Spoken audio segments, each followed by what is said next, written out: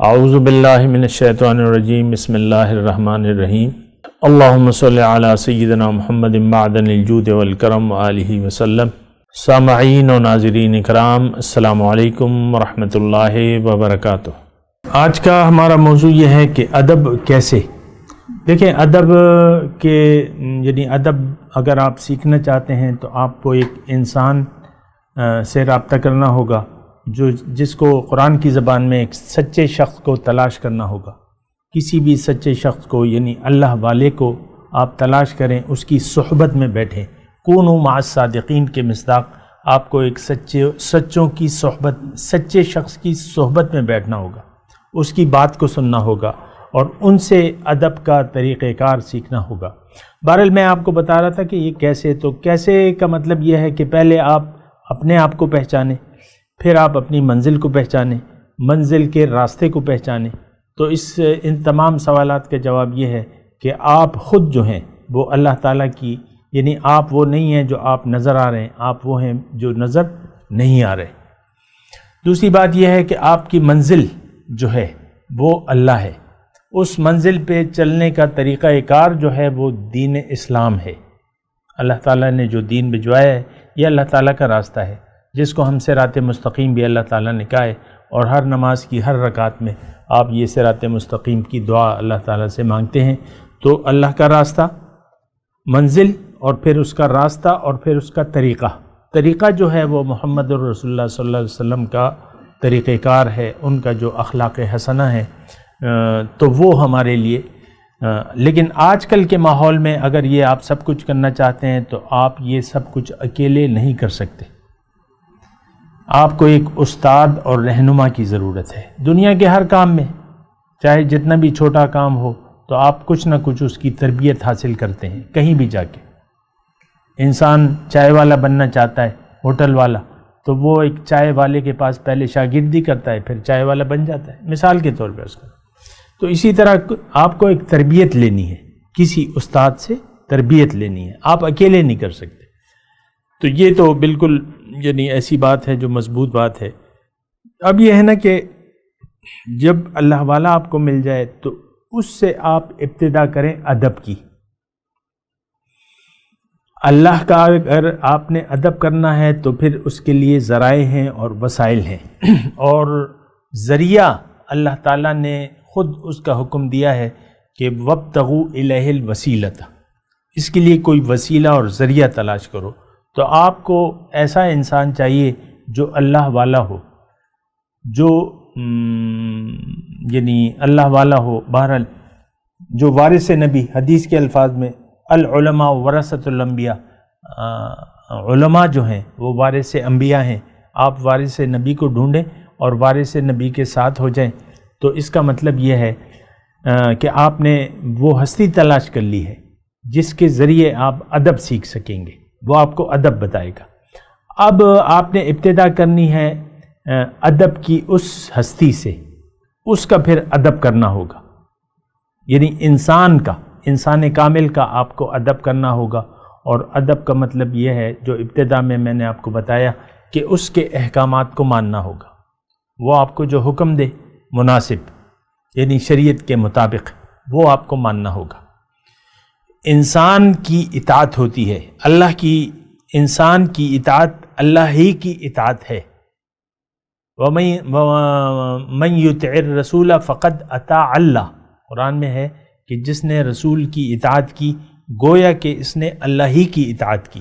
تو بہرحال انسان کی، جو بھی آپ کو انسان مل جائے وارث نبی، ایک شخص، میں آپ کو کہہ رہا ہوں کہ ایک شخص، یہ نہیں کہ آپ نے مطلب 2 لوگ تلاش کر لیے، نہیں، انسان ایک ہی گلاس سے، ایک وقت میں ایک گلاس سے پانی پیتا ہے۔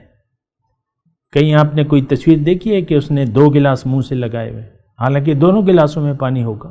بتیرے انسان ہوں گے، اللہ تعالیٰ کے نیک بندے کافی ہیں۔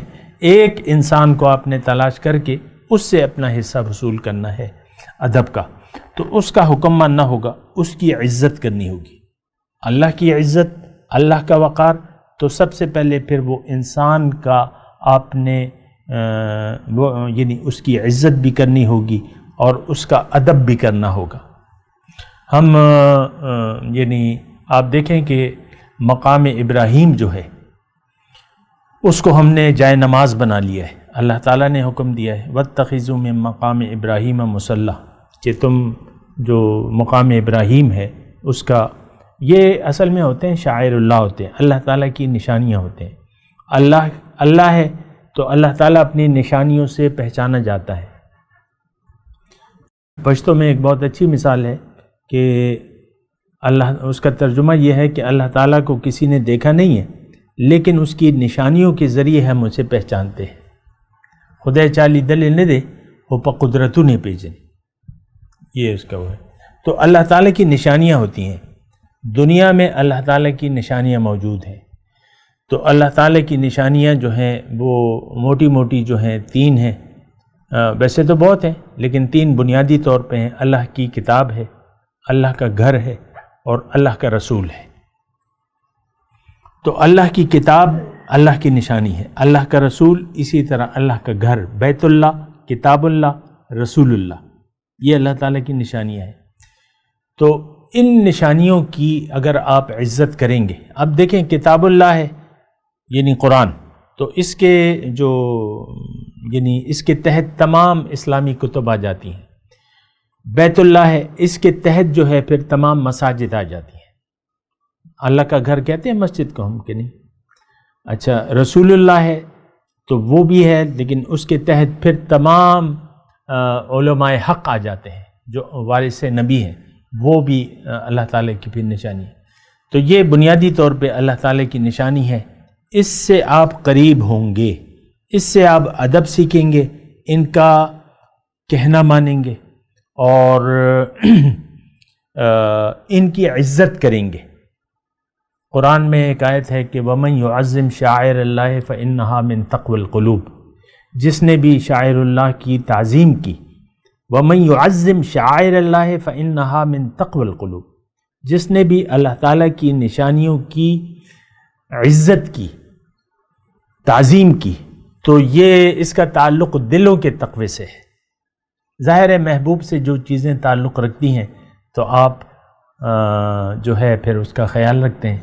محبوب سے جو بھی چیزیں تعلق رکھتی ہیں، یہ ان کا تکیہ ہے مثال کے طور پہ، یہ ان کے بیٹھنے کی جگہ ہے، یہ ان کا گھر ہے مثال کے طور پہ. تو یہ ساری چیزیں جو ہیں وہ تعلق رکھتی ہیں. تو تعلق کی وجہ سے جو ہے آپ دیکھیں کبھی کبھی نیلام ہوتا ہے، یہ کوئی کرکٹر ہے، مشہور کرکٹر ہے جس نے ایک بیٹ سے جو ہے وہ اچھی بالنگ کی ہے، وہ پھر لاکھوں میں بکتا ہے، نیلامی ہوتی ہے اس کی. اسی طرح اب جو پرانی چیز ہیں، کسی بھی مائیکل جیکسن کے دستانے بک رہے ہیں لاکھوں ہزاروں ڈالر میں، ایک ایک دستانہ جو ہے وہ بک رہا ہے کیونکہ یہ اس سے تعلق رکھتا ہے. مثال کے طور پہ میں آپ کو کر رہا ہوں. تو محبوب سے جو چیز تعلق رکھتی ہے، دیکھیے مشکل بات نہیں ہے. محبوب، آپ کا محبوب کون ہے؟ اللہ. تو محبوب سے جو چیز تعلق رکھتی ہے تو اس کا ادب. ایک دفعہ کا مطلب تھوڑا سا واقعہ بھی میں بیان کر دوں. میرے خیال سے امیر خسرو تھے اور ان کے شیخ تھے نظام الدین اولیاء. تو ایک آدمی آیا، واقعہ ہے یعنی وہ سبق کے لیے، واقعات تو میں زیادہ نہیں سناتا آپ کو لیکن میں یہ چونکہ مناسب ہے تو وہ میں سنا دیتا ہوں. تو وہ ایک آدمی آیا تو وہ شیخ سے بڑی توقع لے کے آیا کہ مجھے سنا تھا اس نے کہ وہ شیخ جو ہیں بڑے فیاض ہیں، دینے والے ہیں، لیکن جب گیا وہ تو اس وقت ان شیخ کے پاس کچھ ہوگا نہیں. تو انہوں نے اپنی ایک جوتی دے دی، پرانی جوتی، ایک جوتی کا جوڑا دے دیا اسے. وہ اس کا جوتے کو دیکھ کے تو رنگ بدل گیا، پھیکا ہو گیا اور بڑا وہ مایوس ہوا. بہرحال وہ انہوں نے چونکہ دیا تھا وہ لے کے چل دیا، راستے میں چلتا رہا، سفر واپسی کا اختیار کیا. راستے میں امیر خسرو جو مرید تھے حضرت نظام الدین اولیاء کے، وہ ان کا سامنا ہوا اس مسافر سے، کہیں ہوٹل میں ٹھہرے ہوں گے تو ان کو اپنے شیخ کی جوتوں کی خوشبو آئی. تو ان کے پاس بہت سا مال تھا اس وقت امیر خسرو کے پاس. انہوں نے پوچھا یار یہ جوتے بیچتے ہو؟ تو پہلے تو اسے یقین نہیں آیا کہ یعنی بظاہری کوئی حالت تو کوئی اچھی نہیں تھی، کوئی جڑاؤ جوتا تو نہیں تھا، عام سا جوتا تھا. تو انہوں نے کہا بیچ دوں گا اگر تم کہتے ہو بیچ دوں گا. انہوں نے کہا کیا قیمت ہے؟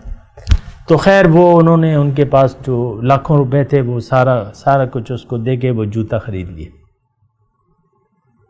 تو یہ نشانیاں ہوتی ہیں. یہ میں نے صرف اس لیے بتایا کہ نشانیاں ہوتی ہیں اور نشانیوں کی پھر عزت ہوتی ہے, اس کا احترام ہوتا ہے, اس کے لیے پھر قربانیاں ہوتی ہیں.